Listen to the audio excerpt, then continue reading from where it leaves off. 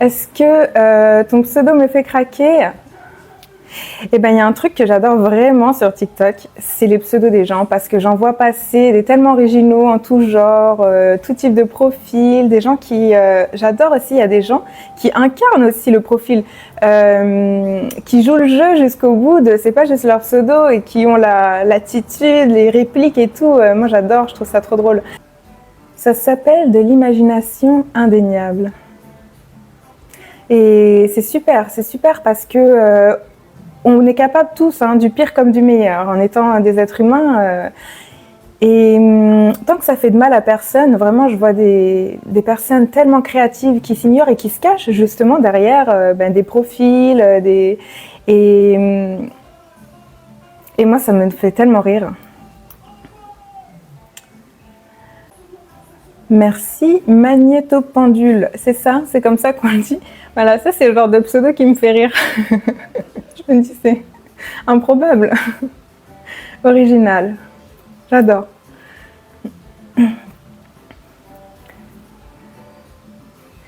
Ah, comment faire face aux belles-mères sorcières? En fait, précise-moi si tu veux bien, quand tu dis belle-mère sorcière, c'est-à-dire quel type de belle-mère? Il y en a de toutes sortes. Bon courage avec les belles-mères. Elle est mauvaise. Ah mince. Bonsoir Hirondelle, bienvenue. Elle m'aime pas. Ouais, ok. Une belle-mère gentille, c'est pas une belle-mère. Ah, bah merci, je comprenais pas. Donc c'est ta belle-mère.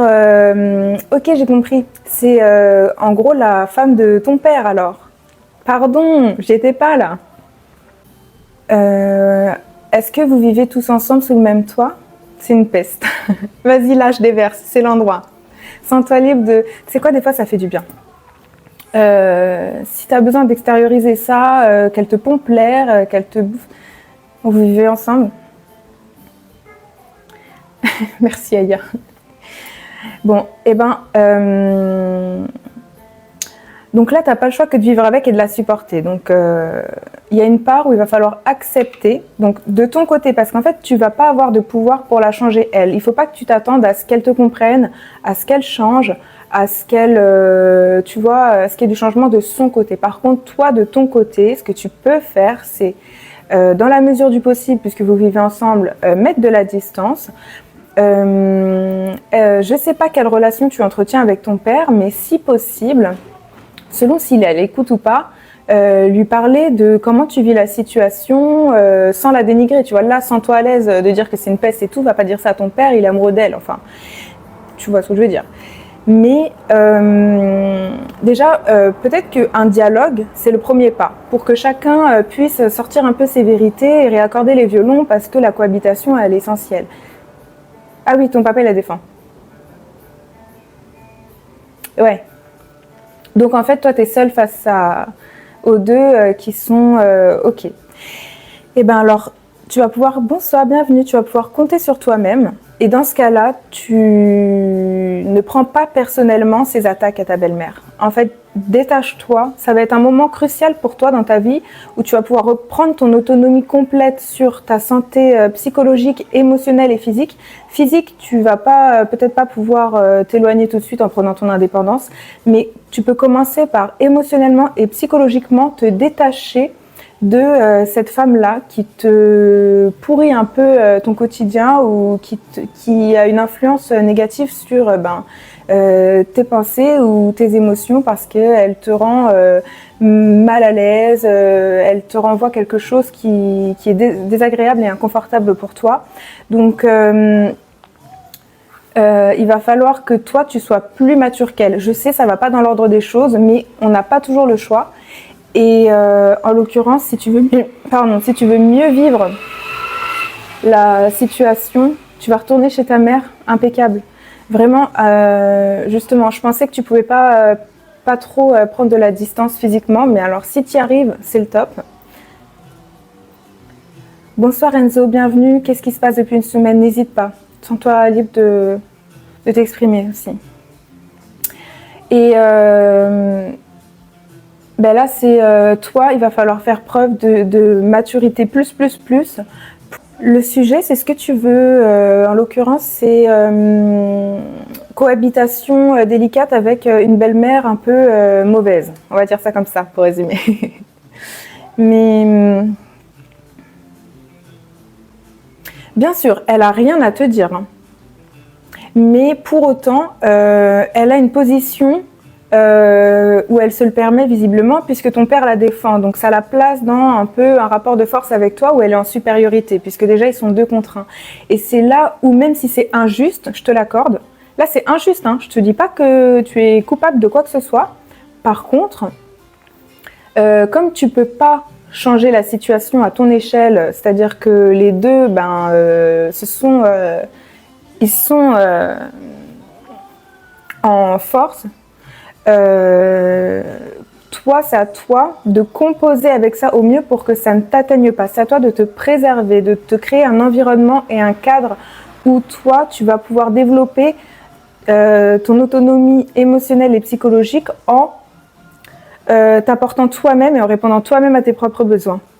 Tu vas devoir te détacher de ce qu'elle peut te dire, ce qu'il peut te dire, ce qu'elle peut et te défendre. Hein, par contre, hein. Je sais pas ce qui se passe exactement, mais si jamais il y a du danger quelque part, ne laisse pas passer. Hein. Mais c'est sur toi que ça repose ton propre bien-être, intégralement. Enzo, alors, dis-nous tout. Je t'écoute.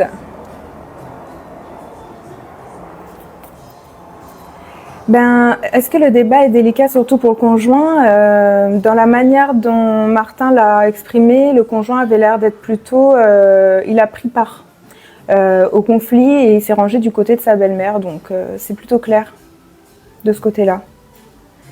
Et peut-être que c'est délicat ou pas, mais ça, pour le coup, toute cette situation-là, c'est de la responsabilité du père, tu vois. C'est lui qui avait d'abord, en premier lieu, tu vois, dans cette situation-là, le père, il est avant tout responsable de son enfant.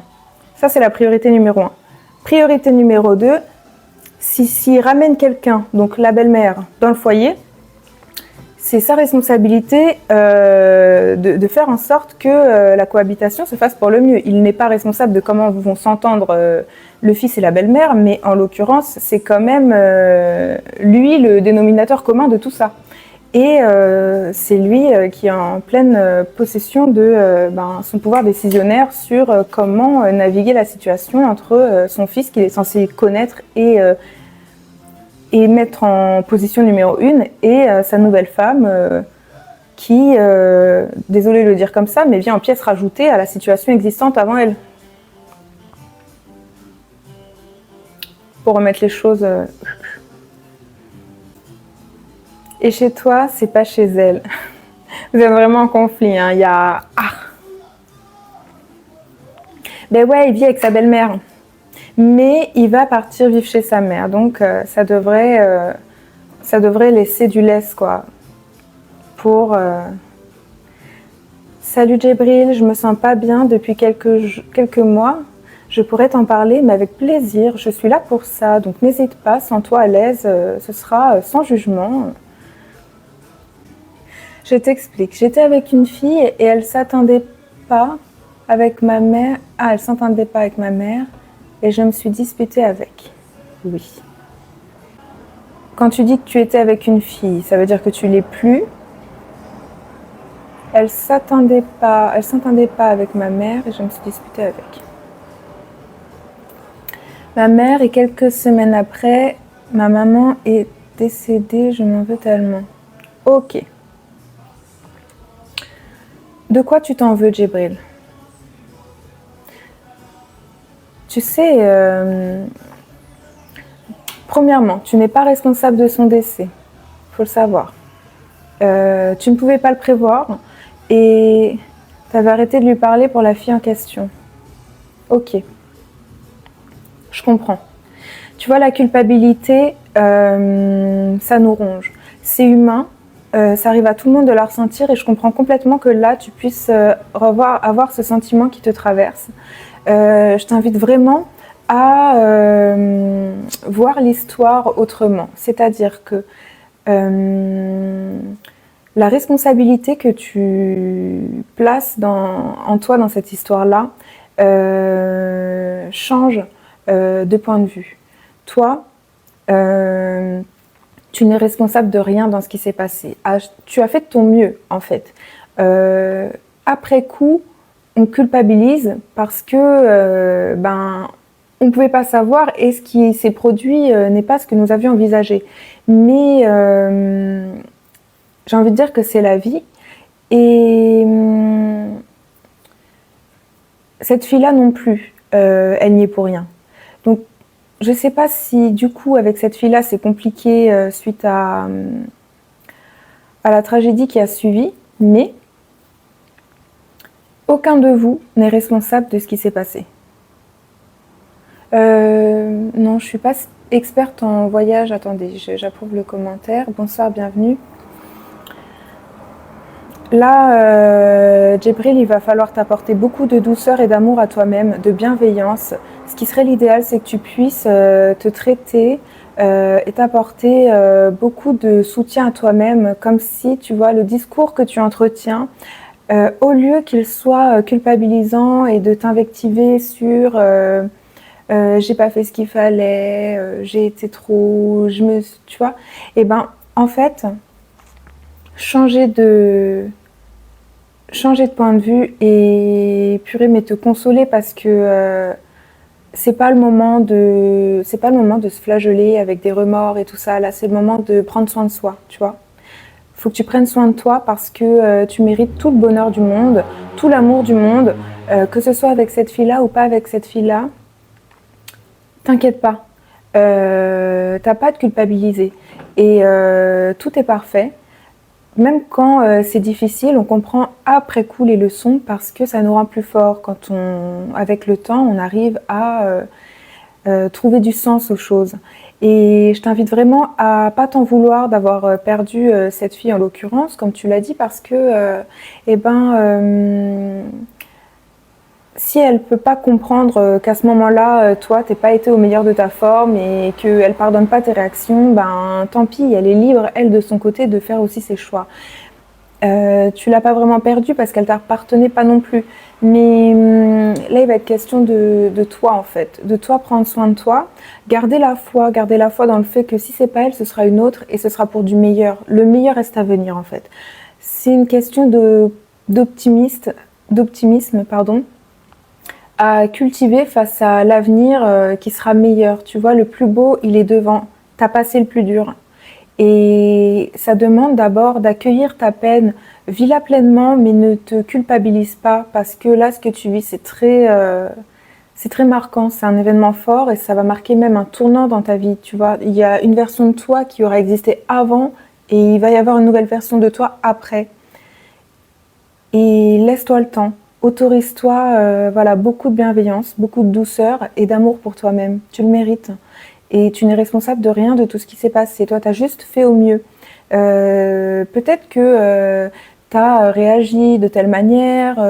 Après coup, tu te rends compte que c'est pas comme ça, que ça aurait été la meilleure façon de naviguer les choses et tout. Mais finalement, t'en sais rien parce que ça, c'est juste des et si, et si, et si. Et avec des si, on refait le monde. Si c'est pas ce que tu as choisi de faire à l'instant, c'est que à l'instant où tu as pris tes décisions, où tu as eu tes réactions et la manière dont tu t'es comporté, c'est ce qui t'est apparu comme la meilleure pour toi. Et c'est trop facile après coup de voir comment on aurait pu faire mieux, mais on a déjà fait de notre mieux, tu vois. Reconnaître qu'on n'est pas parfait et qu'on le sera jamais. Et c'est ok. Donc vraiment douceur, quoi. Pour être honnête, ça peut paraître fou, mais je vais sur sa tombe et je lui parle. Ben non, Djibril, c'est pas fou du tout. Tu sais, il y a un premier état quand on vit ce genre de situation qui est un état de choc et un état aussi de déni. Et quand je dis du déni, c'est que tu as conscience de ce qui s'est passé, mais avant d'être intégré, même physiquement, tu vois, c'est une perte de repères gigantesque. C'est un changement radical dans ta vie, dans tes relations, dans... Un parent, c'est un socle pour n'importe qui.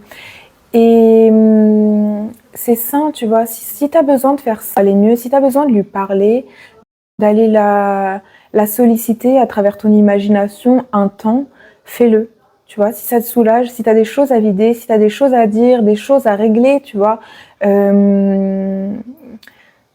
et ben apaise ton cœur. Et si c'est en allant sur sa tombe, et ben c'est plutôt beau en fait. Tu vois, c'est encore la faire vivre à travers tes émotions, à travers tes pensées. Et de toute façon, elle sera toujours là.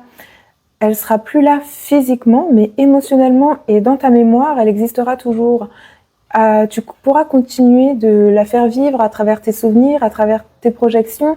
Il faudra juste te laisser le temps de traverser les différentes étapes du deuil parce que c'est délicat et ça prend du temps.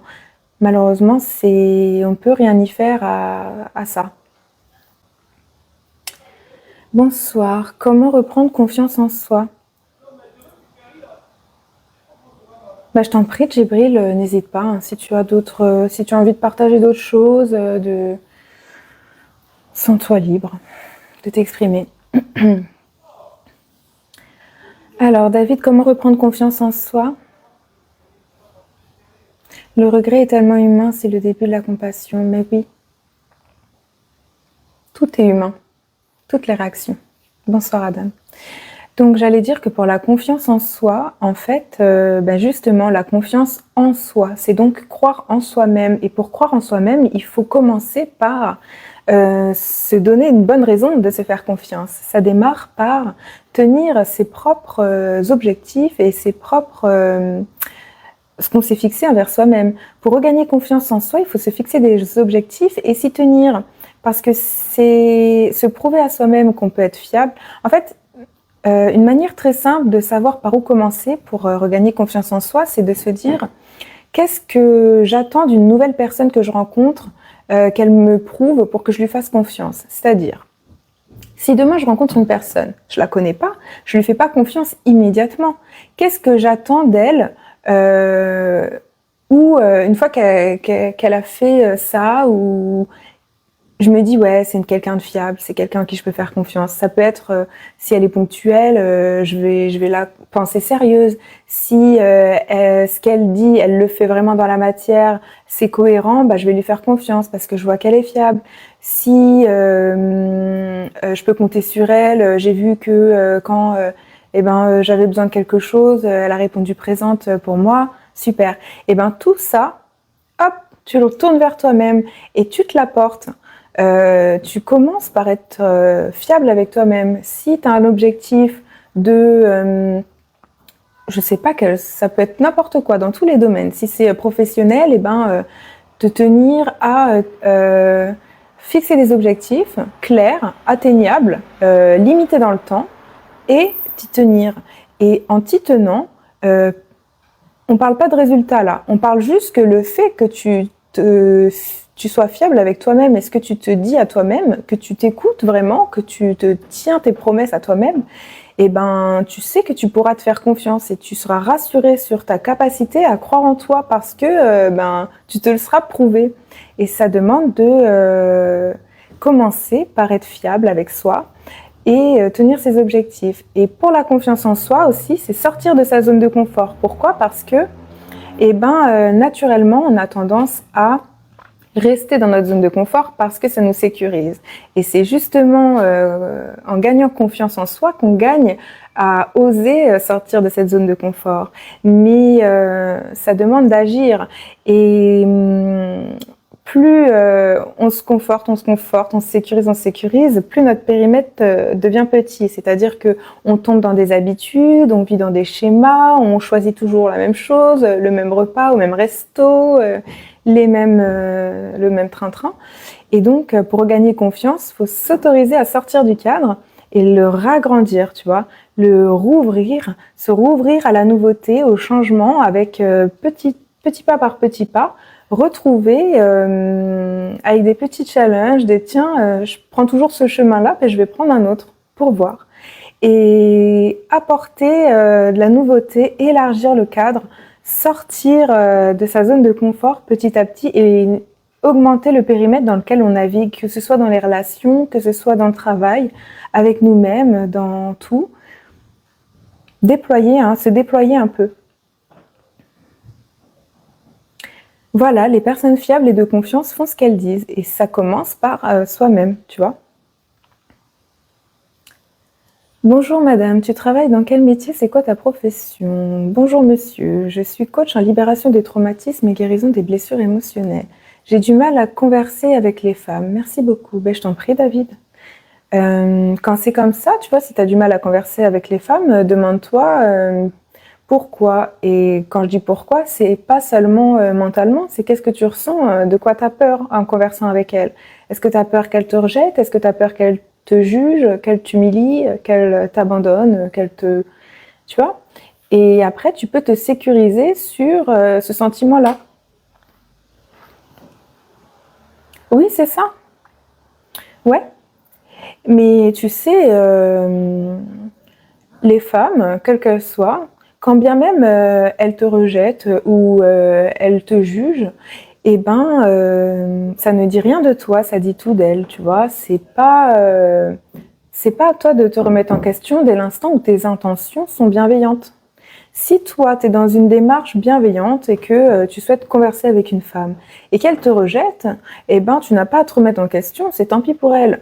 Si, en revanche, tu vis toujours le même schéma, dans ce cas-là, demande-toi si tu arrives à oser le faire, tu passes le pas, tu vois, t'affrontes ta peur et tu prends ton courage à deux mains et que tu te prends un rejet ou quelque chose de cet ordre-là, c'est une occasion pour toi d'affronter ta peur et de voir que il t'arrivera rien finalement. C'est pas si grave parce que tu vas survivre, c'est ok et qui ne tente rien n'a rien, t'auras rien à perdre. Tu vois, c'est toujours mieux d'avoir essayé que de rien essayer du tout. Tant que ça fait de mal à personne et que personne n'est en danger.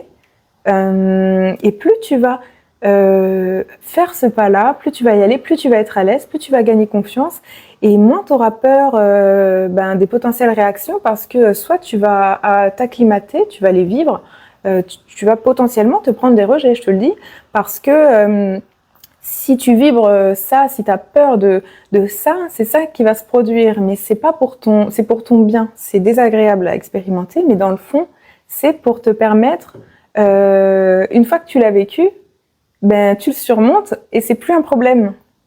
Tu vois? C'est comme ça que ça fonctionne. Il est vrai que l'action annihile la peur ou du moins l'estompe. Ouais.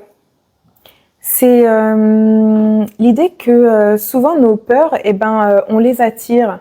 Quand on a des peurs quelles qu'elles soient, c'est ce qu'on entretient comme pensée, c'est ce qu'on vibre, c'est ce qu'on redoute et du coup c'est notre attention qui est focalisée sur ce qu'on veut éviter au lieu de ce qu'on souhaite.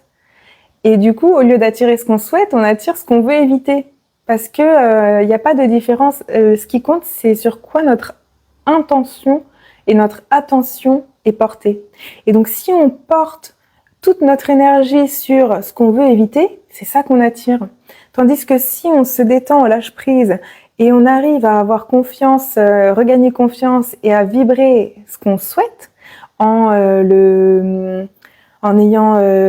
mettant notre attention sur le résultat final désiré et non sur les potentiels échecs à venir ou autres, là on a plus de chances d'y tendre et on n'abandonne pas tant que c'est pas réalisé, du coup on l'obtient à la fin.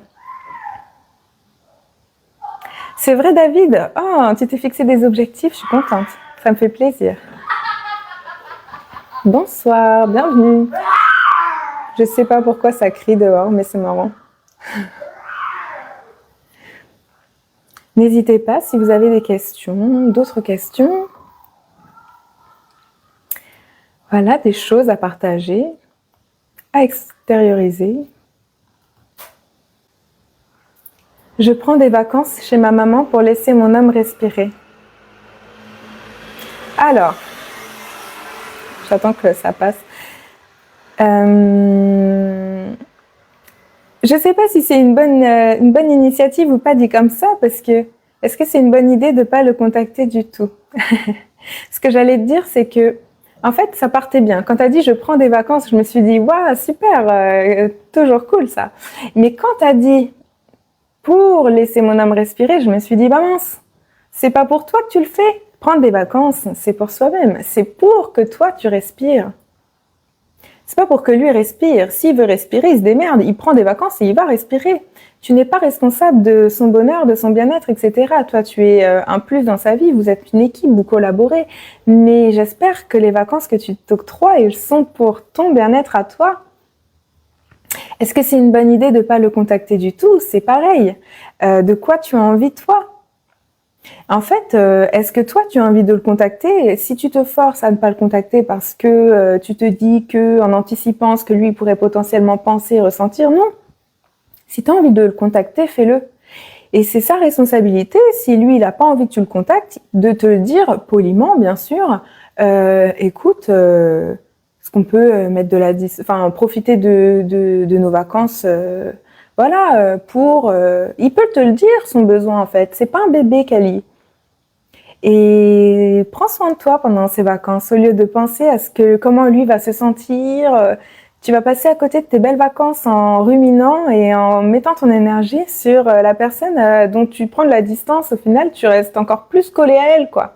Énergétiquement, si tu t'en vas pour lui laisser de l'air, mais que du coup, tu fais que d'y penser, c'est comme si tu étais avec. Aller à la salle de sport, faire du vélo avec mon fils. Super. Ben top. Je te souhaite vraiment de bien profiter de tout ça. Je compte sur toi pour le faire vraiment. Hein. Tout à fait. La peur est le fruit d'une réflexion hésitante et incertaine. Oui. Vous aussi, vous attendez l'ouverture de Fitness Park. Savoureux quand. Moi, je fais de la boxe. Il fait pas grand-chose à la maison. Ah. Ah, merci Geeks, bienvenue. Et bonsoir à ceux qui arrivent. Alors là, Dylan, tu vas me détester. Je t'invite à aller sur mon profil et à voir la dernière vidéo que j'ai faite où je parle pourquoi on parle beaucoup de TDAH en ce moment. Et je dis, c'est pareil, je dis, c'est pour se trouver des excuses, pour se définir. Tu vois, tu es hypersensible, peut-être. Moi aussi, en soi. Mais oui et non, ça dépend. Je suis libre de me définir comme étant hypersensible ou pas hypersensible. Les émotions se régulent et j'en fais soit un atout, soit un défaut. Mais à partir du moment où je choisis de prendre ma responsabilité sur mes émotions, j'ai le pouvoir d'accueillir ou de rejeter les énergies et de prendre sur moi soit le malheur du monde, soit les critiques, soit tout, ou de faire abstraction. Ça s'apprend, ça se régule. Peut-être qu'actuellement, c'est ton challenge. Et je t'invite vraiment à te renseigner sur les méthodes qui permettent de réguler la sensibilité, parce que c'est tout à fait possible. Et donc, susceptible aux remarques, c'est un premier point de départ pour aller désensibiliser ta sensibilité aux remarques si elles te posent problème et qu'elles te nuisent dans ta vie. Mais ne te laisse pas définir par ça. Si ça te pose problème, il y a tout à fait moyen de le changer, de le résoudre, de te prendre en main émotionnellement pour aller réguler tes émotions afin qu'elles ne te contrôlent plus, mais que ce soit toi qui les contrôles. Quand je dis contrôler ses émotions, c'est se laisser traverser par elles, mais pas envahir. Avoir un équilibre dans lequel une émotion arrive, elle nous traverse sainement, on l'accueille, on la vit, on la ressent, mais elle ne prend pas le pas sur notre existence, on n'est pas dominé par elle et tout, quoi. On arrive, une fois qu'on a accueilli l'émotion, compris le message, on passe au conscient et on peut trouver des solutions, agir en conscience, etc. Je suis ravie, David. Non, moi, je suis coach. J'ai la rêve, Tu joues de la guitare? Super, ça. Quel style? Tu fais de la boxe, je savais bien qu'il fallait pas t'embêter. Je me suis rendu compte que quand je suis sans lui, je suis bien plus ordonnée et calme. Merci pour la réponse. Et oui, je le ferai, je suis décidée. Super, ça. Le bien-être ne se fait dans l'attachement. Bonsoir. Alors, je suis d'accord avec toi, Jean-Marc, mais il y a des étapes. Et Kali, donc tu t'es rendu compte que quand tu es sans lui, tu es bien plus ordonné et calme. D'accord. Et la manière dont tu le dis, ça a l'air de t'apaiser en fait. Quand tu dis ordonné et calme, ça veut dire pour moi, ouais, apaisé. Ton message là, ça m'a soulagé, tu vois, ça m'a. Et là, c'est une occasion aussi de se remettre en question parce que déjà, la première question là qui me vient pour toi, c'est si t'es plus avec lui là pour le moment, si vous êtes éloigné temporairement, profites-en pour voir. Est-ce que tu te sens mieux avec ou sans lui? Parce que si là, le constat que tu fais en partant en vacances, c'est que tu te sens mieux sans lui, c'est important qu'à ton retour, tu te serves de cette expérience pour voir comment te sentir mieux aussi avec lui. Parce que on devrait pas être avec les gens parce qu'on se sent obligé ou parce qu'on a peur de vivre sans eux. Au contraire, une relation qui est saine, c'est quand on a envie de l'autre et pas qu'on est dépendant de l'autre.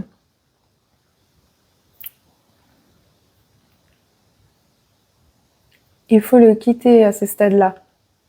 C'est assez direct, mais ça dépend.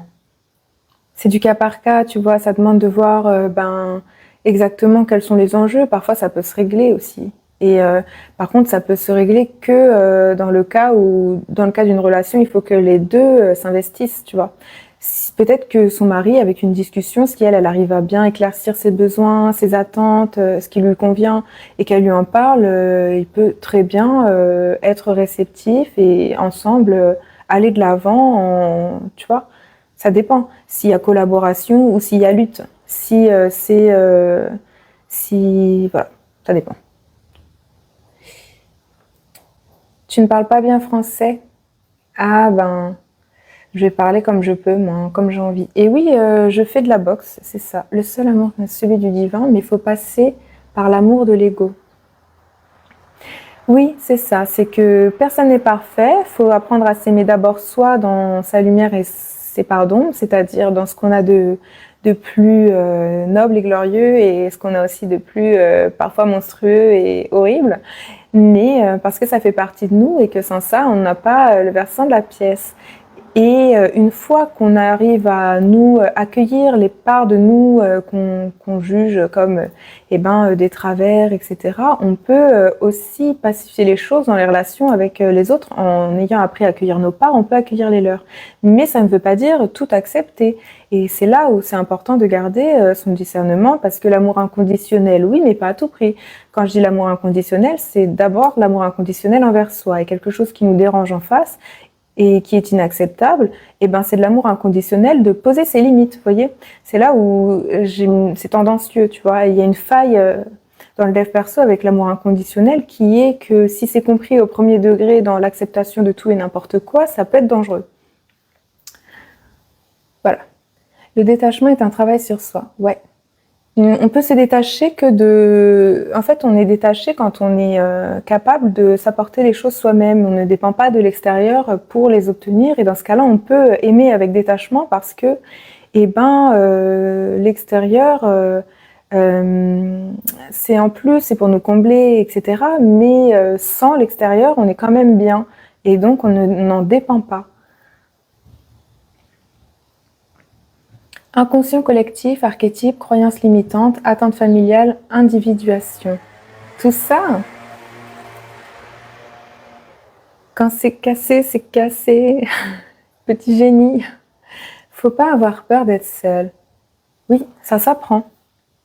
C'est en étant seul, ça fait partie du processus à un moment donné. C'est indispensable pour développer justement sa maturité sur tous les plans.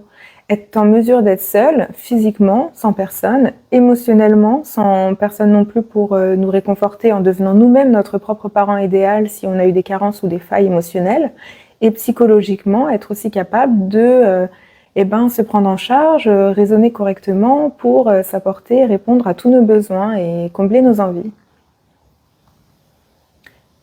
Mais ça ne se fait pas en un jour, et puis ça demande de la déconstruction, ça demande de la mise en conscience déjà de soi-même, de ses propres mécanismes, de ses propres schémas de pensée, son fonctionnement interne, tout ce qu'on a développé et qui nous maintient dans une manière d'être, voilà, qui est ce qu'elle est. Et ensuite, par la suite, au fur et à mesure, et c'est couche par couche, on arrive à déceler des choses pour les reprogrammer quand on voit que c'est des croyances limitantes ou des attitudes qui nous sont néfastes ou que ce soit physiquement des comportements un peu autodestructeurs comme des dépendances, que ce soit émotionnellement quand on s'inflige des relations qui nous maltraitent ou psychologiquement, pareil, hein, quand on nourrit des pensées qui nous font baisser notre humeur, nos énergies, qui nous encombrent, et ben là, tout ça,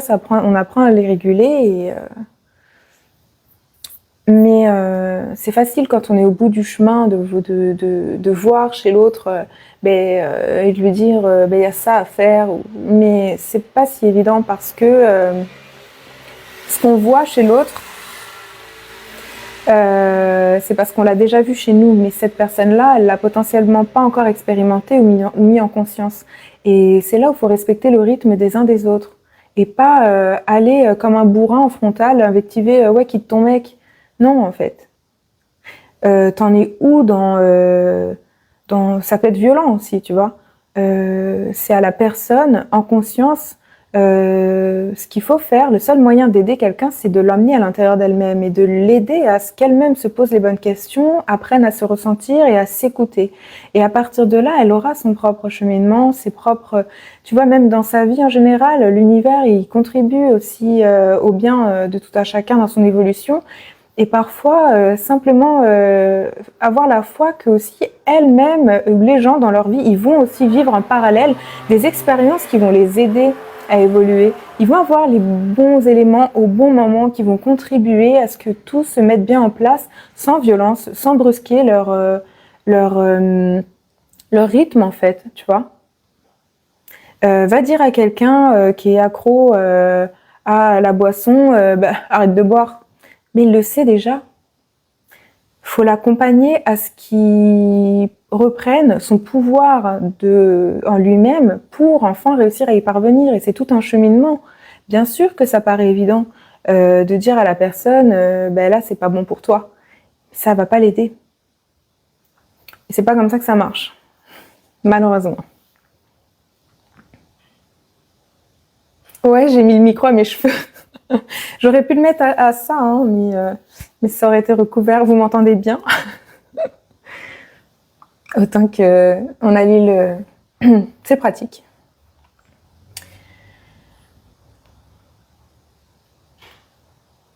Tout à fait. L'amour n'est pas affecté par le détachement, ce qu'il ne veut absolument pas. J'aime bien, différent à sa moitié. Moi, je suis sensible à la colère et aux signes de mauvaise humeur. Il est bien vrai, dans la société, les hypersensibles sont mal vus. Alors, qu'est-ce que tu appelles être sensible à la colère et aux signes de mauvaise humeur? Qu'est-ce que ça te fait? Est-ce que toi-même, ta colère, elle se déclenche rapidement ou celle des autres te met en colère? De quelle manière ça entre en résonance avec toi? Parce que ça aussi, c'est propre à chacun. Même le terme hypersensibilité, c'est simplement dire que tu as les canaux émotionnels ouverts et pleinement réceptifs à ce qui t'entoure. Et ça se régule, tu vois. C'est en apprenant justement le détachement, finalement, on se rejoint. Tu ressens trop les émotions.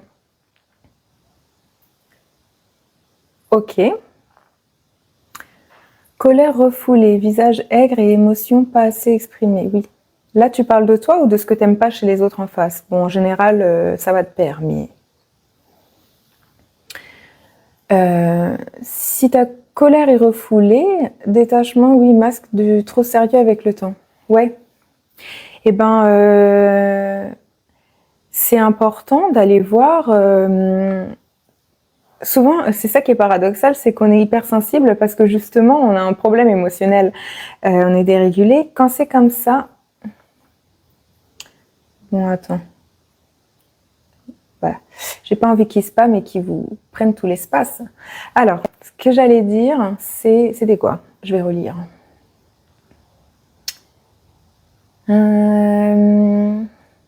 Et j'arrive après, je vais répondre Elsa. Refoulé, visage aigre et émotion pas assez exprimée. Je sais plus ce que j'allais dire. Attends. Bonjour, des conseils car je n'arrive plus à sortir de chez moi sans crise d'angoisse. Bon, on va répondre aux deux d'un coup. Ça va aller.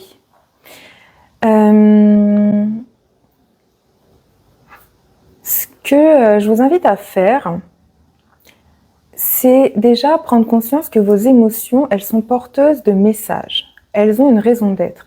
Et quoi que vous ressentiez, c'est toujours légitime. C'est quelque chose qui vient s'éveiller à l'intérieur de vous.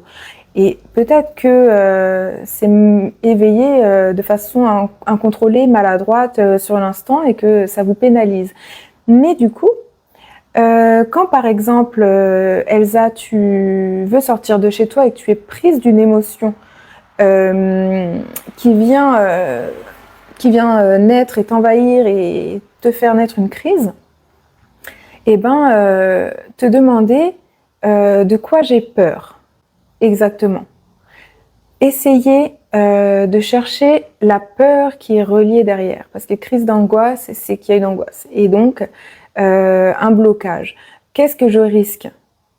De le poser. Tu peux prendre une feuille et un stylo et l'écrire. Écrire ce qui te vient, sans te juger, en laissant être, même si peut-être qu'au début c'est bizarre ou c'est du charabia, tu laisses, tu poses tes pensées, tu vois, tu te détaches de ton émotion, tu la laisses être, te prendre, te saisir, et puis t'écris ce qui te vient, Et à partir de là, tu peux commencer à entrer dans une phase de mise en conscience.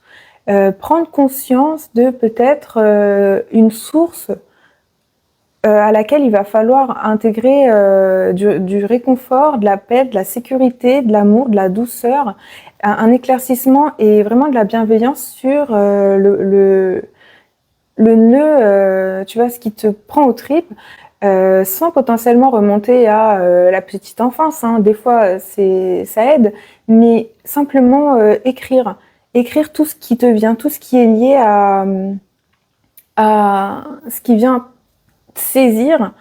Et une fois que c'est mis en conscience, tu peux à ce moment-là commencer à travailler sur la reprogrammation. Et ce que j'appelle la reprogrammation, c'est changer ton discours intérieur, changer la perception des choses, changer l'histoire que tu te racontes sur toi-même et sur le reste du monde. Mais pour ça, il faut en avoir conscience et savoir quelle est l'histoire en fait de fond qui te fait adopter cette réaction.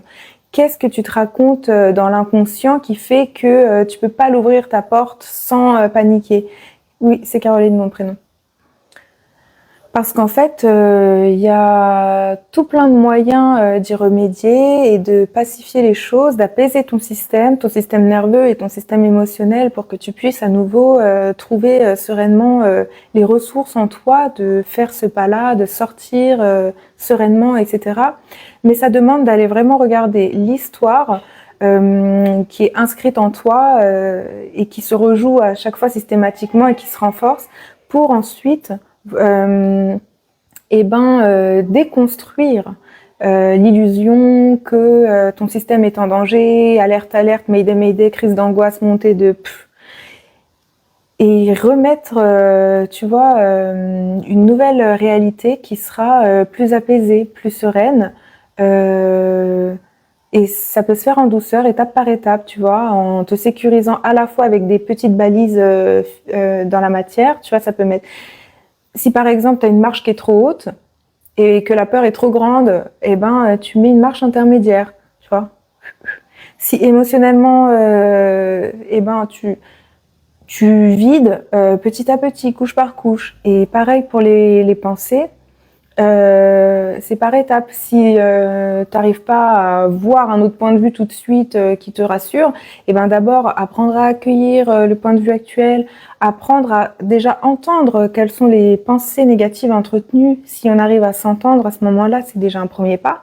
Une fois qu'on arrive à s'entendre et les comprendre et apaiser ce qui nous fait naître ces pensées-là pour ensuite pouvoir en développer de nouvelles. Mais après, tout dépend de chacun, où il en est, et de la profondeur de la blessure et de ce qui a fait naître ces réactions.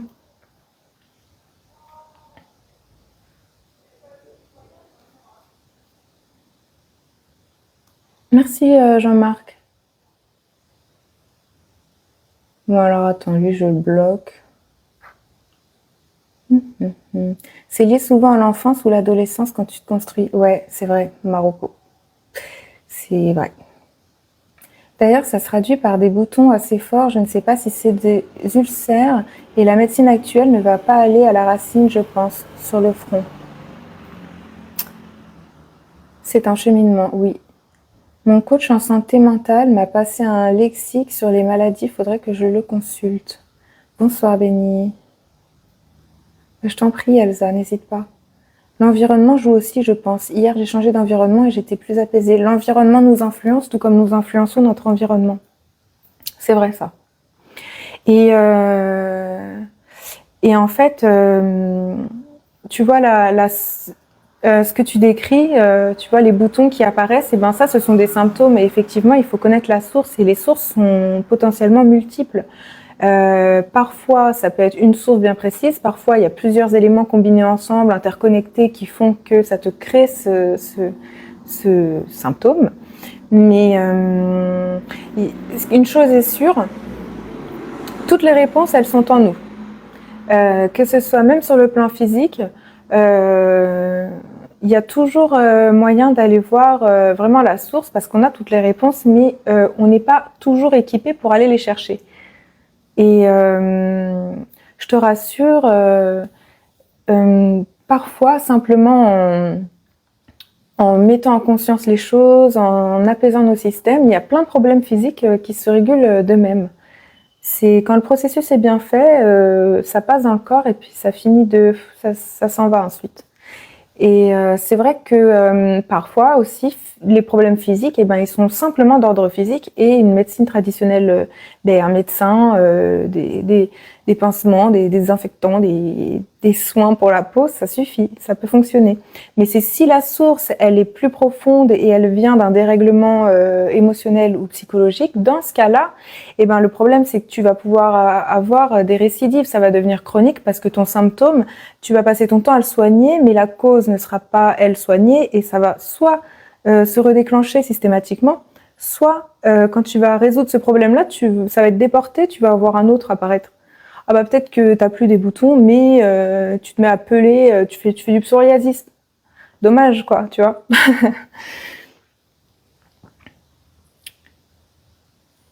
Alors, y a-t-il une explication scientifique, théorie de l'évolution des crises d'angoisse?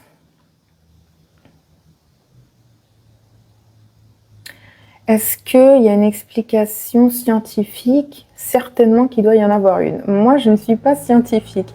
Je sais que ça m'est déjà arrivé de faire une crise d'angoisse et c'était parce que mon système nerveux était dérégulé. Je manquais de GABA et en fait, je produis... Attendez, il faut que je fasse un puzzle.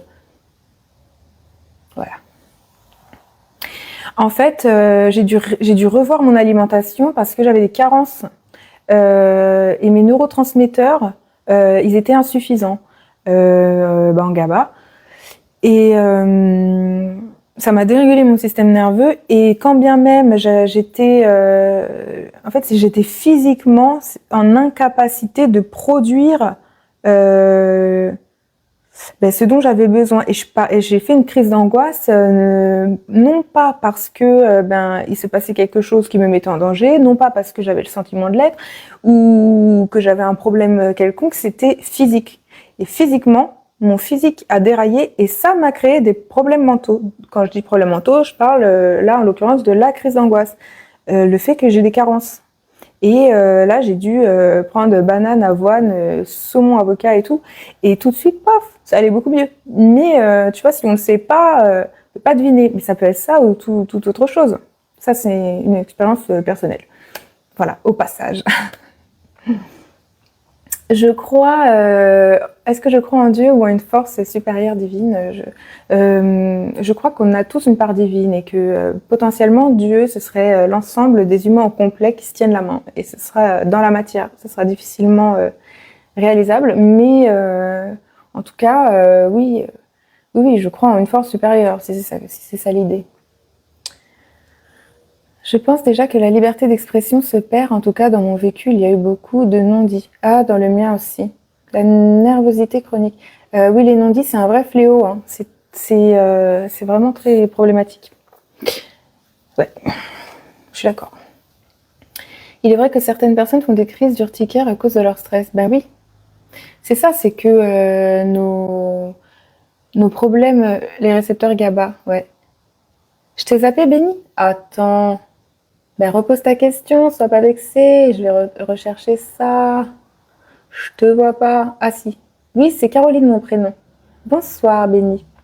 Voilà. Il est vrai que... Tac, tac, tac. Voilà. Alors, je connais bien ça. Seigneur Vador. C'est des peurs, la plupart du temps, de l'inconnu. Oui, de l'inconnu, du changement. De toute façon, c'est soit on est dans l'amour, soit on est dans la peur. L'un ou l'autre. C'est un type de neurotransmetteur. Dans notre cerveau, tu vois, on a différents composants. Il y a... Je te laisse voir, parce que là, ça va devenir technique, et moi, c'est pas ma spécialité. En tout cas, enfin, en gros, ouais, voilà. Pouce en l'air. Moi, l'éducation africaine est très dure, donc répression émotionnelle et de verbalisation. Ben, je comprends. Tu sais, il n'y a aucune... Il n'y a aucune... je crois que ça n'existe pas, une éducation parfaite ou sans traumatisme. De toute façon, quoi qu'on essaye de faire, dans tous les cas, eh ben, on vivra... je vais te répondre, Darka. Que ce soit au sein de notre famille ou à l'extérieur, on sera confronté à des chocs de la vie, tu vois, qui vont faire soit des traumatismes, soit des blocages émotionnels. Donc, je comprends ta position et là-dessus, on a tous un vécu qui nous est propre. De toute façon, on est unique et c'est, je pense, de la responsabilité de chacun d'apprendre à faire de son vécu vivre avec son passé comme une source de richesse intérieure, de leçons, d'épreuves surmontées, tu vois, et toute notre force, elle est dans notre vécu.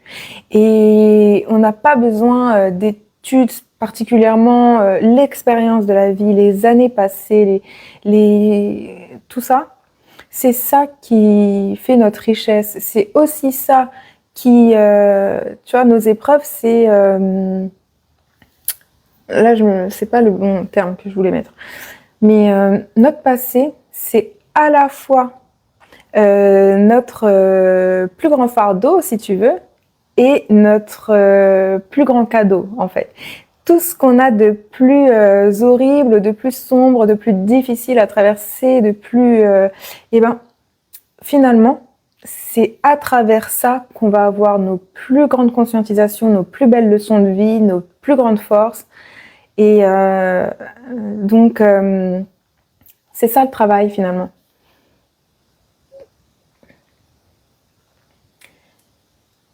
Est-ce que il y a une notion sur ça, c'est l'ethnopsychiatrie. Je vais noter, je connais pas. Mais si tu veux nous en parler, avec plaisir. Ethnopsychiatrie, je le note.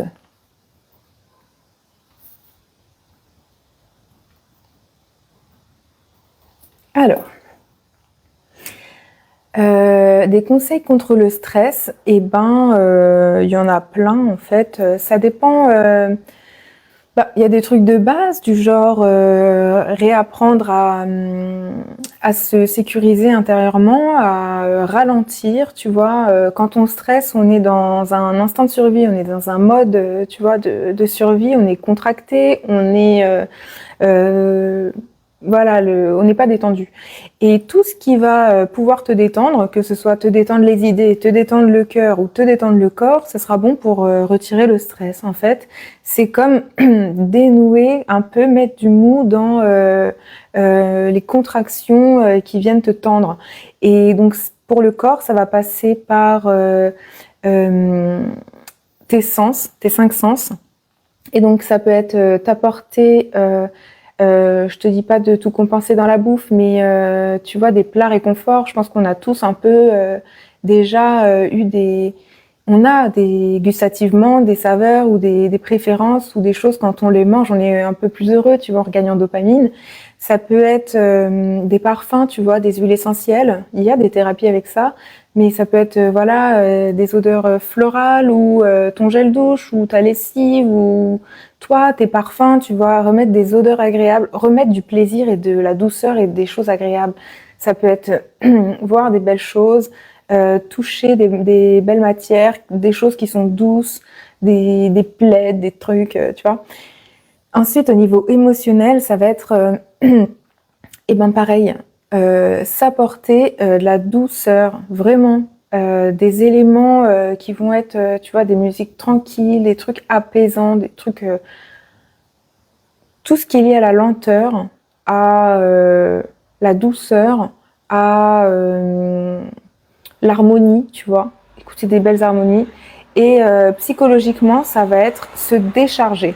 Se décharger psychologiquement. Ce que j'appelle se décharger psychologiquement, c'est que tu laisses tomber ta liste de tâches.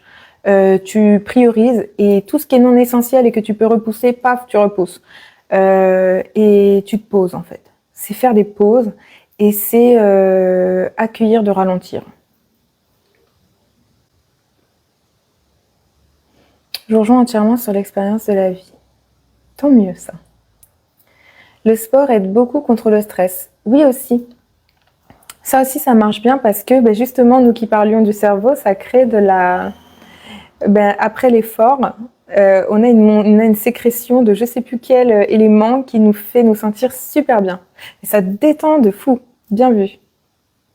L'intelligence émotionnelle ne nous est pas enseignée à l'école, malheureusement, ça éviterait pas mal de déboires après. Ouais, de la dopamine. J'osais pas le dire, je voulais pas dire de bêtises. Bien vu. C'est cool, on est tous complémentaires ici et on s'apporte mutuellement. J'aime beaucoup. Oui. L'intelligence émotionnelle, elle n'est pas enseignée et peut-être que ça viendra avec les générations qui arrivent et qui seront plus éveillées et plus en conscience là-dessus. Mais clairement, les émotions, en tout cas, sont tabous même, j'ai envie de dire. Elles sont pour beaucoup refoulées et rejetées. Après, surtout, si je fais une généralité chez les hommes, parce que y a encore ce cliché, et encore non, ça a switché. Les générations d'avant, c'était beaucoup les hommes qui casseraient les émotions et les femmes qui étaient en excès de déversement d'émotions, ce qui nous a valu le statut d'hystérique et tout ça. Et puis, du coup, ça s'est inversé là assez récemment avec les femmes fortes. Du coup, c'est les femmes qui se mettent à rejeter et refouler leurs émotions pour développer leur part masculine, pour bien réussir à devenir indépendantes, des femmes indépendantes, fortes, autonomes dans la société. Et en parallèle, les hommes qui se réouvrent à leur part émotionnelle parce que du coup, vu que les femmes, elles, s'endurcissent, par effet de... Est-ce qu'il ne faut pas plutôt enseigner aux gens comment se dresser volontairement? Pourquoi donc?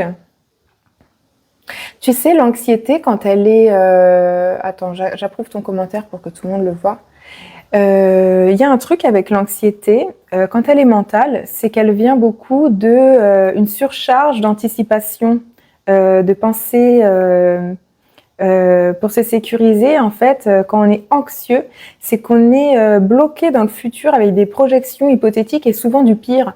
Et c'est là où ça devient anxiogène, quoi, et qu'on tend vers des crises de panique, des crises d'angoisse, parce que on s'imagine tous les pires scénarios. En fait, une juste dose d'anxiété, c'est sain parce que c'est tout à fait normal de quand même un peu anticiper parfois les choses dans une juste mesure, de vouloir se sécuriser en limitant les risques. Mais il faut que ce soit mesuré justement. Faut pas que ce soit un emballement fou des pires scénarios catastrophes pour s'y préparer et tout, alors qu'ils arriveront jamais. Mais nous, ça nous plonge dans un tel niveau de stress parce que on se dit et si, et oh là là, mon Dieu, imagine que, et puis c'est cercle vicieux qui fait que on n'en peut plus.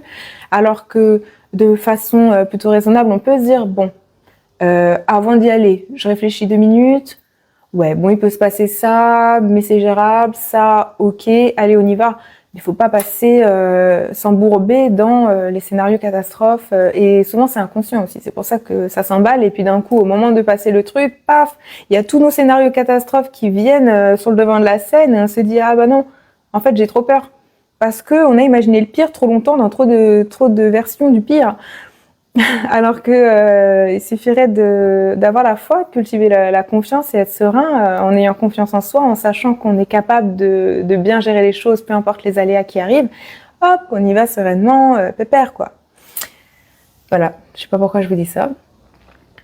Le mouvement féministe, aïe aïe aïe, pas pour le mieux. Ça crée la séparation. Ouais, c'est compliqué. Les hommes et les femmes, c'est complémentaire pour moi, mais il y a des différences et il y a plein de facteurs à ça. C'est vraiment un bourbier, waouh. Pour développer une sorte d'immunité. Ah, comme les vaccins. Purée, je suis trop en retard. Oui, c'est la bonne réponse. Je me suis perdue dans ma réponse. Langage corporel aussi, posture. Oui, purée, ça c'est moi. Bon, bah alors tant mieux si vous vous reconnaissez dans ce que je dis. Ah, bah vous vous reconnaissez, c'est marrant. Oui, moment présent très difficile à vivre. Mon idée, c'est d'inverser un peu les choses. Alors attends, j'aime bien ton idée. On va voir ça. On va développer ton idée. J'aime bien les gens qui proposent des idées. J'ai envie de t'encourager avec tes idées. Alors, pour développer une sorte d'immunité comme les vaccins. Donc toi, tu es d'avis. Tu sais que ton idée, c'est comment j'ai procédé toute ma vie et je le recommande à personne et je vais t'expliquer pourquoi, mais elle fonctionne. Ton idée, c'est de taper les bords, c'est de taper les excès de part et d'autre pour trouver le centre. C'est marrant. C'est de dire, ah ouais, t'es anxieux, ben vas-y, vis ton anxiété, vas-y, pète un câble. Au bout d'un moment, t'auras tout pété, il restera plus rien à péter, tu pourras que revenir. Et ça fonctionne, mais c'est violent. Il y a d'autres moyens. J'ai compris ça comme vibe. C'est pas une mauvaise idée. Mais, tu vois, c'est pas bon ou mauvais. Je pense qu'il y a des situations où c'est très efficace, quoi. En fait, ça a le mérite d'être efficace. Après, est-ce qu'on a envie de s'infliger ça dans le processus? C'est un peu violent, quoi, tu vois. Moi, justement, en fait, c'est parce que j'ai beaucoup expérimenté cette manière de faire que j'ai développé pour les autres d'autres moyens. Et pour moi-même aussi, en fait, parce que c'est hyper souffrant. J'ai grandi, par exemple, avec des modèles qui sont deux extrêmes opposés. Donc, une hyper-autorité, un hyper-laxisme, bref. Et du coup, j'allais à gauche, paf, je me prenais un mur direct, c'était fermé de chez fermé, et je me disais, bon, bah, je vais aller à droite, sauf qu'à droite, aucune limite, rien, pas de fin, et puis tu finis perdu dans le désert, c'est tout aussi dangereux, tu vois, et donc après, t'es obligé de revenir, et puis tu refais le chemin arrière, et tu te dis, bon, bah, c'est à peu près là que je suis bien. Et ça permet de faire ses marques, tu vois, d'aller vraiment au bout des choses, mais bon, j'ai failli y passer plus d'une fois, il y a des mises en danger, c'est éprouvant, c'est fatigant, c'est pas super sain, en fait. C'est pour ça que y a d'autres moyens qui sont aussi tout à fait efficaces que d'aller taper les extrêmes pour trouver le centre. Tu vois, tu peux apprendre à t'écouter sinon, tu vois. Apprendre à revenir à l'intérieur de toi, à retrouver ta propre guidance, ton intuition, que d'à chaque fois faire... Ben ouais, c'est un peu risqué. C'est très risqué. Après, c'est aussi très vivant, tu vois. Du coup, c'est très la vie. La vie est comme ça. Si tu développes aucune spiritualité, si tu développes aucune... enfin voilà, que tu t'intéresses pas, la plupart des gens, c'est ce qui vont se passer. À chaque fois qu'ils vont avoir des changements dans leur vie ou des conscientisations, c'est quand ils seront à bout. C'est en fait, c'est ça qui est fou, c'est que mine de rien, ce que tu dis, c'est exactement ce qui se passe. La plupart du temps, tu vas pas changer quelque chose tant que ça te convient. Et c'est le jour où ça te convient plus que tu te dis peut-être pas en fait. Mais quand on arrive à ce moment-là, c'est que en fait, on arrive au changement au moment où ça devient plus inconfortable pour nous de rester dans notre situation merdique que d'en changer. Et ça, c'est quand tu tapes le fond, que tu remontes. Voilà, encore notre histoire de zone de confort. Et je te jure que ta méthode, la plupart des gens, c'est comme ça qu'ils vivent toute leur vie, hein, et ils changent qu'au moment où ils se ramassent, quoi. Et c'est ok, ça fonctionne, et il n'y a pas de mal à ça. Enfin, ils sont libres, chacun est libre. Mais du coup, c'est pas une méthode que j'emploierais moi, tu vois, parce que il n'y a pas quelqu'un qui va aller voir un coach ou un thérapeute pour entendre dire ramasse-toi bien la tronche par terre, vas-y, gratte le sol avec. Et puis une fois que tu es bien au fond du trou, tu me diras merci parce que tu voudras te relever. Et je serai là, je t'attendrai à l'arrivée. Coucou. Voilà. Mon idée, c'est au lieu de laisser les gens se heurter à ça, on leur donne ça à petite dose. J'ai compris. C'est exactement comme ça que se passe la guérison, figure-toi. C'est couche par couche et c'est affronter ses peurs, mais c'est exactement, mais vraiment, c'est comme ça que ça se passe, hein. C'est accompagner les gens à ouvrir, voir, conscientiser ce qu'ils repoussent ou ce qu'ils veulent pas voir parce que c'est difficile. Et tu vois, mon métier, ça consiste en ça, hein, très clairement.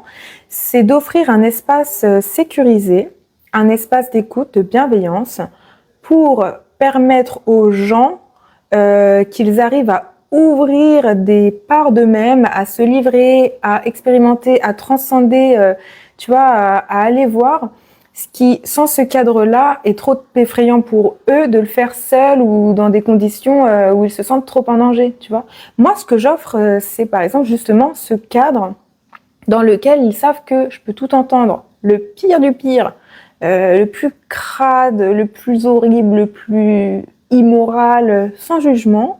Tac, moi je récupère le truc, je te donne, je t'en fais, tu vois, quelque chose de positif, une force pour toi, je te montre à quel point il y a de la beauté même dans l'horreur, et je te le redonne pour que tu le réintègres à ta manière, comme toi tu penses que ça va être bon pour toi, mais en fait, la seule chose qu'on peut faire, vu qu'on peut pas sauver les gens, c'est de leur offrir un cadre dans lequel ils vont s'autoriser à y aller. Souvent, c'est comme ça qu'on combat la peur. C'est rassurer, exactement.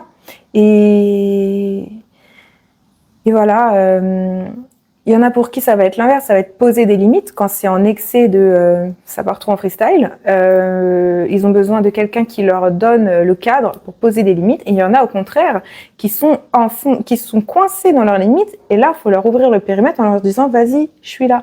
C'est être le parent, c'est apprendre aux gens à devenir leur propre parent idéal en leur montrant comment faire, en le faisant, en l'incarnant déjà pour nous et en le apprenant aux gens à le faire pour eux-mêmes. Mais c'est toute une question d'apprendre à réguler, remettre de l'équilibre dans, que ce soit les pensées, les émotions ou les réactions physiques. C'est ça en fait. Voilà. Il y a de la beauté même dans l'horreur. Exactement. Ah oui. Ouais. Bonsoir Steven, bienvenue.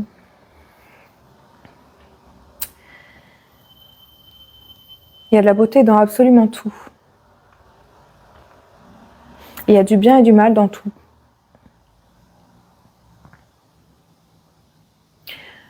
Moi, j'arrive à trouver du beau dans les trucs vraiment insoupçonnés, hein.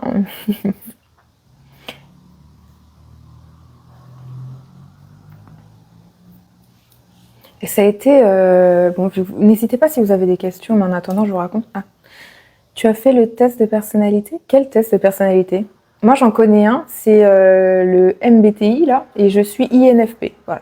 Sinon, je sais pas de quoi tu parles. Et je suis sûre que votre idée est viable pour eux qui n'ont de problèmes cardiaques. Ouais.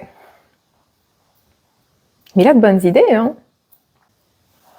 Voilà, tu demandes avant, tu fais un petit questionnaire. Est-ce que vous avez un pacemaker? Est-ce que vous avez des antécédents de... Non? Ben, alors c'est parti. Et je pense que, d'ailleurs, c'est un peu pour recréer ce phénomène-là que on peut trouver du plaisir à regarder des atrocités, des films d'horreur et tout ça. Ça nous permet d'aller sans danger puiser dans ces parts de nous, tu vois, un peu d'horreur et tout ça, qui nous composent et qui font intégralement partie de nous, mais qui sont refoulées, non assumées et potentiellement dangereuses, donc à maîtriser. Mais comme le cerveau, il fait pas la distinction entre l'imaginaire et le réel, et c'est pas anodin quand on voit, par exemple, la montée de la violence ou ce genre de choses. Et la violence dans les jeux, on arrive à s'en divertir ou à regarder des trucs horribles, voilà, en tout détachement. Mais c'est sain, vaut mieux que ce soit à travers des contenus que dans la réalité, tu vois. Je préfère que quelqu'un il aille, je sais pas quoi, mais virtuellement que réellement. Bonsoir David. Oui, c'est aussi un exutoire, se faire peur. Mais oui, et en plus ça, je le vois beaucoup avec ma nièce, parce que là, elle a 3 ans, et elle adore se faire peur, et c'est trop marrant à voir, tu vois, elle se fait des frayeurs, et elle aime ça. Quand il y a des grands toboggans, quand on la fait voler, quand elle se met volontairement presque un peu en danger, parce qu'elle sait qu'on la surveille, et qu'on va être là, ou qu'on lui dit, vas-y, tu peux, et tout, et elle kiffe ça, quoi, et elle se fait des frayeurs, et c'est trop marrant. Ça fait partie du développement déjà, et puis ça fait partie de nous, en fait. On est tout. Si on est capable d'être merveilleux, magnifique, c'est parce qu'on est aussi capable d'être horriblement monstrueux. Un monde de requins et du chacun pour soi, vraiment, la mondialisation. Ben, ça, c'est un point de vue, ça se change, tu vois. C'est soit on se dit qu'actuellement, c'est la merde parce que monter de l'individualisme, patati patata, soit on se dit que c'est l'occasion d'avoir une reprise de la responsabilité des gens qui, au lieu d'être dans le sacrifice, prennent en charge, tu vois, leur vie. Il y a forcément de tout, il y a forcément des excès dans un sens et dans l'autre. Et soit on se dit la mondialisation c'est terrible, soit on se dit c'est plutôt une opportunité parce que ça a créé une connexion entre chacun qui fait que les canaux se sont ouverts, l'information est accessible à tous, on n'a jamais eu autant de moyens de faire ce qu'on veut, tu vois, on n'a plus d'excuses, on n'a plus d'excuses pour rien, on a tout à notre portée, on peut se former sur tout, on a tous les contenus sur internet, plein de formations gratuites, tout ce qu'on veut, on peut le trouver et c'est qu'est-ce qu'on en fait en fait. Et c'est là où c'est encore une fois revenir à l'intention. Quelle est l'intention?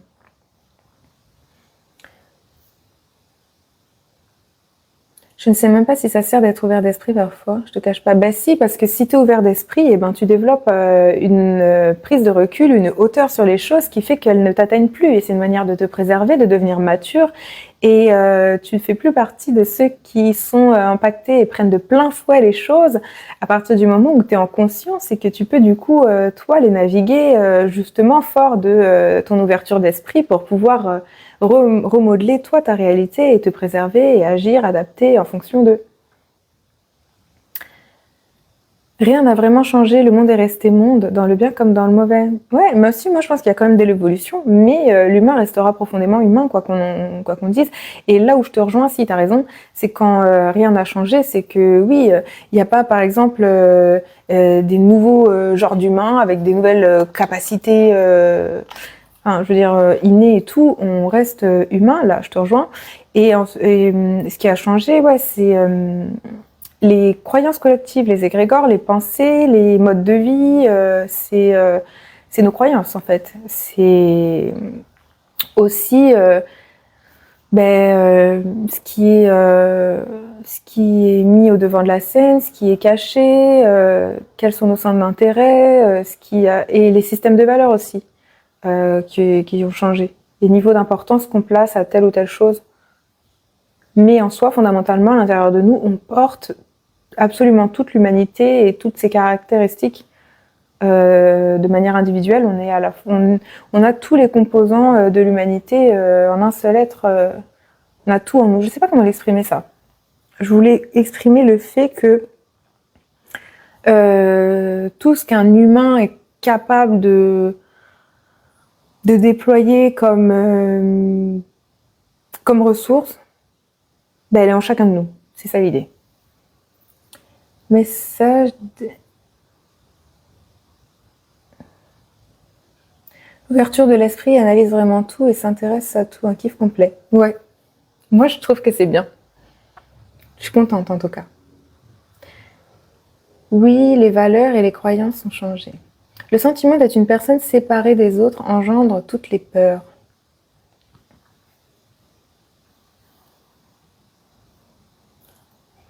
C'est technique comment c'est formulé. J'adore. Alors attends, je me concentre. Le sentiment d'être une personne séparée des autres engendre toutes les peurs.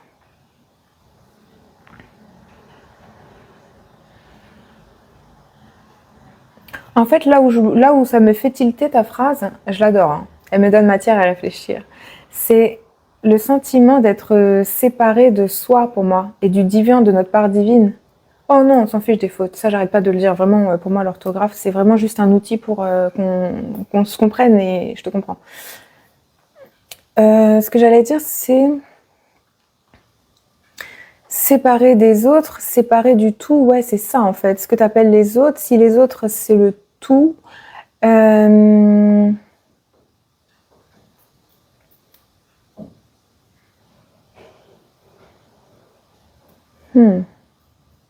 À méditer là, faut que je revienne dessus. Ah, est-ce que la peur vient de la séparation? Je suis vraiment inspirée à répondre oui, mais ça me... Tu vois, là, moi, si je pars là-dessus, je suis plus avec vous. C'est soit je pars dans... j'ai besoin de méditer ça. C'est trop une question existentielle pour moi qui me plaît. Je commence à partir en... J'ai plein d'idées, plein de pistes, plein de trucs à dire là-dessus. Et en même temps, j'ai pas envie de pas les développer toutes. Enfin, je suis pas satisfaite de si je vous réponds tout de suite. Voilà, je vais le noter. J'aime bien. Attendez. Merci pour cette inspiration du soir. Trop contente. Je vais le noter. Il faut apprendre le détachement pour ne pas en souffrir. Oui. Et en même temps, ne pas fuir la souffrance et accepter aussi que l'attachement, c'est pas diabolisé non plus. Et c'est sain. C'est sain dans une certaine mesure où on n'est pas dans la dépendance, où on sait que on s'attache en conscience et qu'on aura la capacité le jour où ce sera nécessaire pour nous de se détacher, on le fera. Mais il faut pas se perdre complètement dans le détachement et tomber dans l'indifférence et l'insensibilité parce qu'on a peur de souffrir et qu'on a compris que l'attachement c'est la souffrance, parce que c'est aussi se priver de l'amour, de belles émotions, de belles sensations. Et l'attachement, c'est pas que Satanas. Et non, c'est aussi beau parce que c'est humain. Oui, on s'attache et heureusement en fait, parce que c'est comme ça qu'on crée du lien avec les autres, c'est en nous attachant à eux. Mais on peut le faire sainement, on peut le faire sans projeter nos insécurités nécessairement. Mais on peut quand même... comment veux-tu... tu vois, te laisser embarquer dans des relations d'amour sans prendre le risque que ce soit souffrant à la fin parce que tu te seras attaché à cette personne.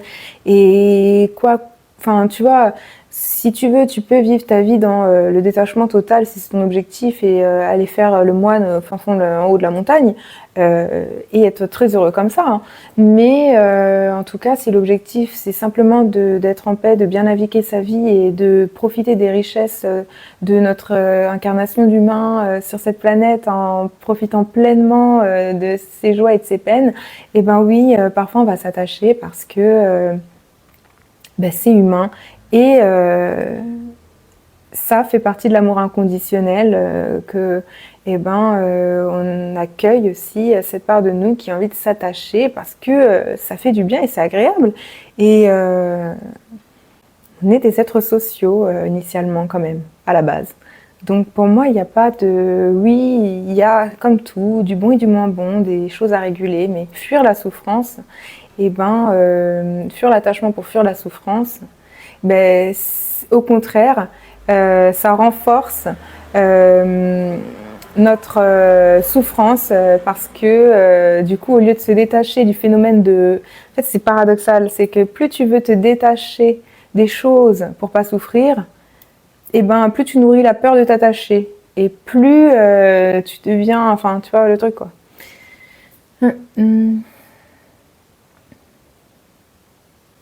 Tu penses quoi de la bien-pensance? Moi, ça me fait souffrir de ne pas pouvoir dire les choses franchement.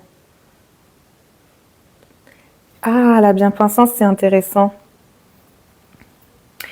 C'est pareil, c'est une question d'équilibre. C'est-à-dire que je pense qu'on devrait se sentir libre de nous exprimer tel qu'on a envie de le faire, mais c'est une question d'intention toujours, hein. Est-ce que l'intention, elle est de nuire à l'autre ou pas? Parce que l'expression, c'est une arme aussi. Tu vois, avec des mots, on peut blesser. Et c'est là où il y a le juste équilibre entre je suis libre de m'exprimer, de faire des blagues sur à peu près tout à partir du moment où j'ai pas l'intention de nuire et que les énergies se ressentent que dans ce que je dis, c'est l'humour ou c'est du sarcasme, ou c'est du cynisme ou ce que tu veux. Mais on n'est pas... C'est là où la barrière, tu vois, c'est propre à chacun. On n'est pas responsable de l'interprétation et de la réaction de l'autre, c'est-à-dire que nous, on devrait pouvoir être libre de nous exprimer tel qu'on le souhaite, sans nous soucier de comment ça sera reçu en face. Sauf qu'en même temps, on peut pas nier que c'est pas recommandé. Si on a conscience que la personne en face, par exemple, elle est complexée sur un truc et qu'on y va en frontal pour la blesser, pour l'unir, la dénigrer et tout, je recommande pas en fait. Non, il y a des limites. La limite, c'est à partir de quel moment ça fait du mal aux autres et consciemment dans tes intentions. Si tes intentions, elles sont pas de nuire, vas-y, assume. Assume ton discours, assume ta franchise, assume tes blagues salaces, ton humour noir, ce que tu veux. Mais sois prêt à aussi du coup assumer les conséquences du fait que peut-être en face, tu vas avoir des gens qui vont pas le recevoir et le percevoir comme toi tu as voulu le transmettre. Et dans ce cas-là, il faudra aussi accepter que d'autres puissent le voir et le percevoir différemment. Et c'est là où on est libre en fait. Rien ne t'empêche d'user de bien-pensance ou pas, enfin de faire, tu vois, de dire franchement les choses. À partir du moment où tu assumes que derrière, ça plaise ou ça plaise pas à tout le monde, c'est ça, c'est jusqu'où tu es prêt à, toi, te mettre à dos une partie des gens qui vont pas aller dans ton sens. Et donc, à partir de ce moment-là, jusqu'où tu montes ton authenticité, jusqu'à dans tes parts les plus sombres qui t'a heurté, de plus en plus de gens, en fonction des parts qui sont de plus en plus sombres, et des gens qui voudront pas, parce qu'ils ont le droit aussi de pas vouloir accueillir ça. C'est la liberté individuelle de chacun, ça. C'est pas bon d'être attaché, l'adversaire il peut profiter de ta souffrance. C'est bon de travailler la confiance en soi pour avoir confiance en les autres, et aussi on attire ce qu'on est. Donc si on veut attirer des personnes qui ne profitent pas de notre souffrance, se rassurer sur le fait qu'on est capable de poser nos limites et que personne ne peut nous faire du mal dès lors qu'on ne le permet pas, tu vois. On a des moyens de détecter justement les intentions, de ressentir l'autre, de voir. On n'est pas obligé de s'ouvrir tout de suite, on peut s'attacher avec le temps, hein. Et une fois qu'on connaît la personne, on s'attache parce qu'on a confiance au fait qu'on peut s'attacher de manière sécure. Et s'attacher à quelqu'un, c'est faire confiance en ses propres capacités quant au fait qu'on va pouvoir réussir à vivre en paix et à retrouver l'équilibre et survivre le jour où potentiellement ça se finira, où il y aura détachement. Et voilà, c'est encore une fois le même truc de peur de souffrir, et du coup on s'attache pas parce qu'on veut pas souffrir. Mais vis dans ta grotte si tu veux, mais tu vas souffrir du coup de solitude, quoi. Toi de voir. S'auto-boycotter intellectuellement est le début de sa propre servitude. Ouais, il y a un peu de ça. Alors attends, j'approuve le commentaire. Ah oui, seconde. La bien-pensance c'est une belle arme, mais doit être aussi mesurée. C'est tout une question d'équilibre. C'est ça le but d'être sarcastique. C'est-à-dire, quel but? Vous faites quoi dans la vie? Dis-moi la vérité. Tiens, je vais te dire la vérité. Je suis coach en libération des traumatismes et guérison des blessures émotionnelles. L'humour Charlie Hebdo, moi c'était la politesse excessive. Il faut que j'en sorte. S'il vous plaît, merci, de rien, tutoiement, vouvoiement. Ouais, je comprends. Le monde est trop sensible aujourd'hui, tout le monde se sent heurté pour un rien. Et ben ça, c'est l'environnement qui t'entoure qui est comme ça. Parce que peut-être, tu vois, quand on accuse les autres, tout ce qu'on remet comme faute sur les autres, c'est un miroir de nous-mêmes. Vois en quoi tu atterris dans des environnements dans lesquels tu ne te sens pas libre de t'exprimer. Ici, tu peux tout à fait dire ce que tu veux. Il n'y aura pas de problème. Tu vois. Et attendez. Je sais pas, il y avait... voilà. Les excès de politesse. Ouais. Alors moi, j'ai été beaucoup concernée par cette thématique. Je m'excusais pour un rien, même quand je faisais rien. Tu vois, je m'excusais même d'exister. J'étais là tout le temps, pardon, je prends trop de place. Même quand on me fait du mal, c'est moi qui dis pardon. Tu vois le truc, jusqu'où ça va. Culpabilité fois 1000.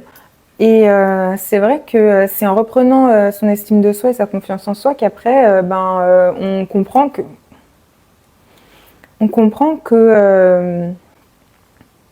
on a le droit d'être dérangeant déjà. C'est important de le savoir. On a le droit. Attendez, je vais pas prendre trop de retard. Parce qu'après, je vous perds, je me perds. Tout le monde se sent... Ah oui, le monde est trop sensible et tout le monde se sent heurté pour un rien. Mais c'est marrant quand on fait des généralités pour dire tout le monde, pour dire que c'est la société et que c'est comme si c'est comme ça. Eh ben, c'est un peu... se dédouaner soi de sa responsabilité sur le fait qu'on crée notre réalité. Et si c'est la réalité que tu vis, c'est important d'aller voir en quoi c'est ça que tu attires dans ta vie, comme type d'environnement.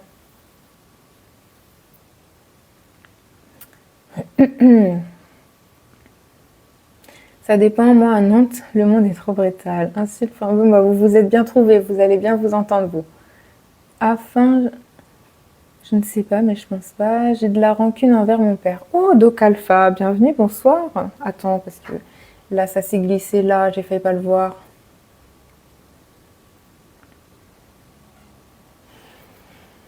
Doc Alpha,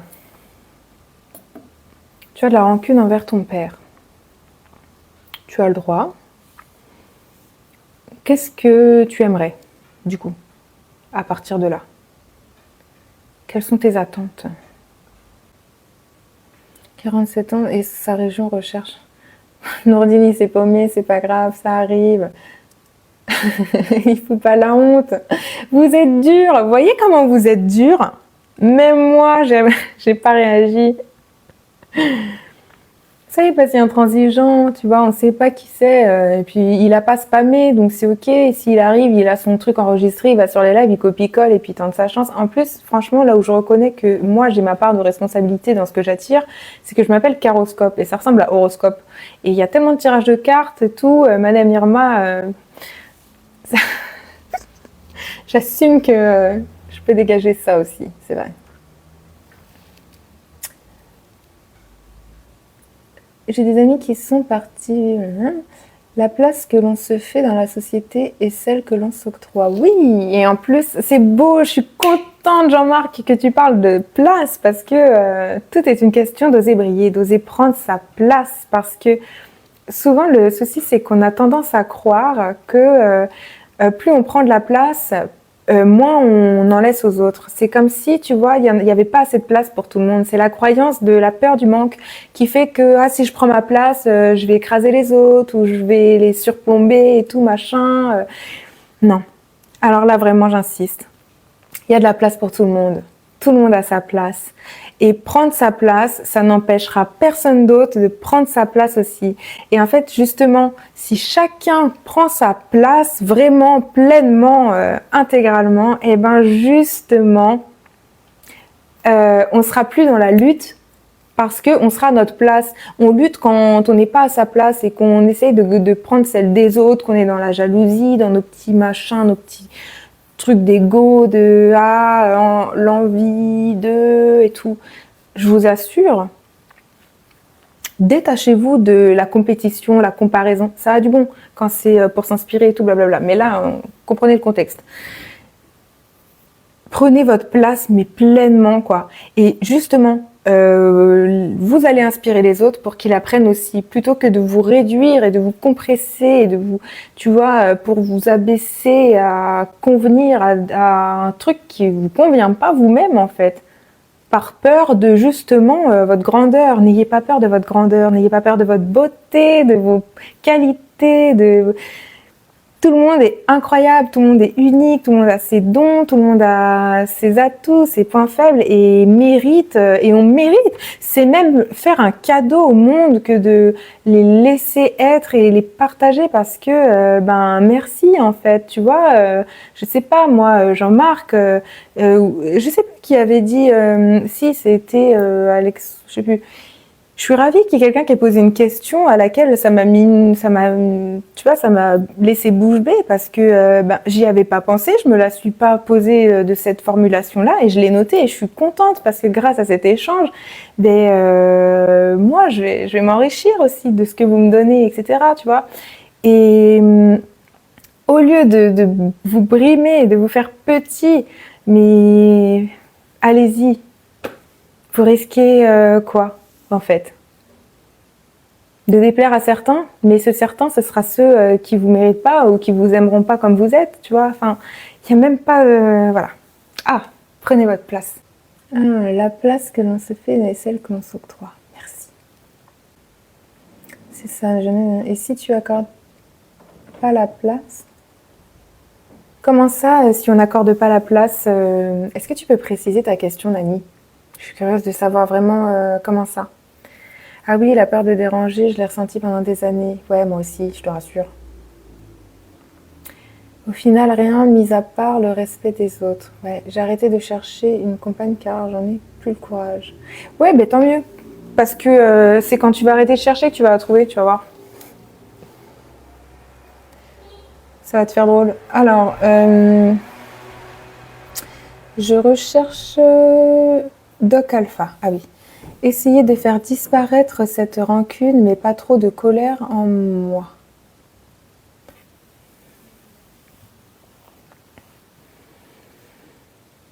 Ben, la rancune, je sais pas l'objet en fait de ta rancune, je sais pas du tout de quel ordre elle est, tu vois, ce qui la nourrit, mais en gros, du coup je vais rester vague, mais c'est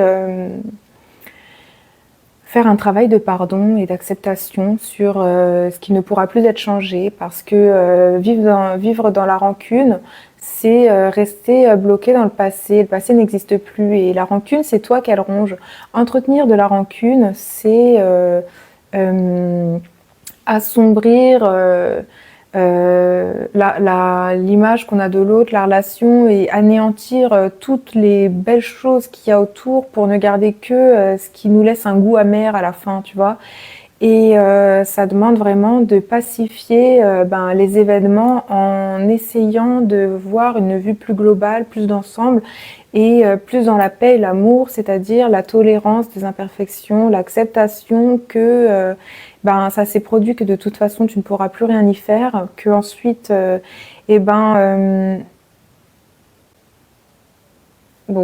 sais pas, j'aurais pas dû lire le commentaire, ça m'a coupé. C'est Boya la marque. Boya. Voilà. Bon, c'est ça l'idée. Acceptation et pardon. Je me suis perdue. Et j'ai arrêté de chercher. Ah oui, ça c'est bon. La rancune s'efface quand tu as compris que ça te touche plus. Et justement, bien vu, merci. Tu me remets sur mes pattes, Flo. C'est cool ça. Il y a toujours quelque chose à comprendre dans toute... C'est là où je vous disais au début du live que moi j'adore voir le beau dans chaque chose, même les choses les plus horribles, parce qu'il y a toujours moyen d'en tirer quelque chose. Que ce soit une leçon, une compétence, une force, de résilience. À partir du moment... Tu vois, je sais pas ce qui t'a rendu rancunier vis-à-vis de lui, mais regarde, peu importe ce qu'il a fait, là maintenant tout de suite, t'es en vie, t'as survécu, t'as traversé ça, c'est loin derrière. Enfin, je sais pas de combien c'est loin, mais on va dire que c'est loin derrière. À quel point tu vas être fort le jour où tu auras placé un pardon sur ça, mais tu vois, tu pourras te dire, ah ouais, je suis quelqu'un là, je suis quelqu'un. J'ai pardonné ça, en fait. Moi, j'ai un cœur immense comme ça. Ben ouais, voilà. T'es capable, vraiment. Parce que c'est toi que ça ronge, en fait, la rancune. On pardonne pas les autres pour leur faire plaisir hein, et leur dire vas-y, je te donne une nouvelle chance de me la mettre à l'envers. Non, non, non, on pardonne pour soi, se soulager et retrouver la paix, l'équilibre, l'alignement. Ce qui est dit, ce qui est fait. La fouine. J'aime bien la fouine. Enfin, ça me rend nostalgique, c'était mes années collège. Pourquoi tes biberons... Qu'est-ce que c'est que ça? Je comprends pourquoi c'est invisibilisé, ça. Hein. Très bizarre. Je t'en prie, t'excuses pas. Rider, au contraire. Rappelez-vous des années 70-80, le théâtre marchait. C'est l'école de la vie. J'ai pas la ref, pas compris. Est-ce qu'on peut transformer la rancune en une forme au lieu de la combattre? En une autre forme, pardon. Est-ce qu'on peut transformer la rancune? Ben si, la rancune, on peut la... En fait, tout se transforme en amour. Tout est amour. Après, tu es libre de transformer ce que tu veux en ce que tu veux. C'est ça qui est merveilleux et c'est là où on a un pouvoir de fou. On est tous des magiciens. Notre réalité, notre monde, tout n'est qu'illusion. La vie, c'est un jeu et on a le pouvoir à chaque instant de réécrire les choses sous le point de vue qui nous arrange en fait. Tu vois, je peux me dire que un tel, il m'a critiqué parce que il avait raison, je suis qu'une merde, ou un tel, il m'a critiqué parce que il est trop jaloux. J'assure. Ça change du tout au tout. Juste le gars, il m'a critiqué, admettons. Mais comment j'interprète? Comment je décide de voir le truc? Soit purée, ça me mine, soit ça m'élève. Genre, hey, je suis quelqu'un. Ou oh, mince. Bref, c'était un exemple bateau, mais voilà. Bonsoir, Pat, bienvenue. Je pars du principe que les épreuves sont faites pour être comprises et vaincues. Oui, les épreuves sont faites pour être transcendées, traversées, nous élever, nous apporter une compréhension nouvelle, un point de vue nouveau, de nouveaux éléments, pour venir nous enrichir en fait. Tout nous enrichit, aussi bien directement la richesse, la joie, les belles choses, c'est des richesses qu'il faut prendre premier degré, s'en saisir, accueillir, accepter de recevoir. Et tout ce qui est un peu plus désagréable, un peu plus pourri et tout, et pareil. Ne pas volontairement parfois s'y frotter si on peut l'éviter, mais quand bien même en fait tout est parfait, on est toujours à notre place, à chaque instant les choses sont faites de sorte que on peut tout en tirer, tout est toujours parfait et à l'instant présent on est dans le rêve qu'on s'est créé et on vit la réalité qu'on veut, la vie fait toujours en sorte qu'on a ce qu'on veut.